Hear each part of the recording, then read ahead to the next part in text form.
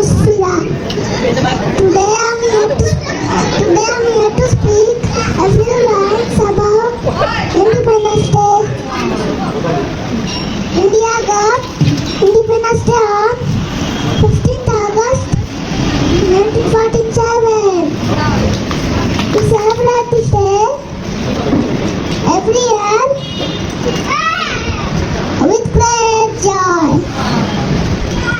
We remember our brave freedom fighters. We should always love our country and keep it clean. Thank you. What's your name? My name is Sita. Very good. Which class you study in? I studied Telugu. What is your national animal? Tiger. What is your national bird? Peacock. Very good. What is your national flower? National flowers. Lotus. What is your national fruit? Mango. Very good. National river? Ganga. National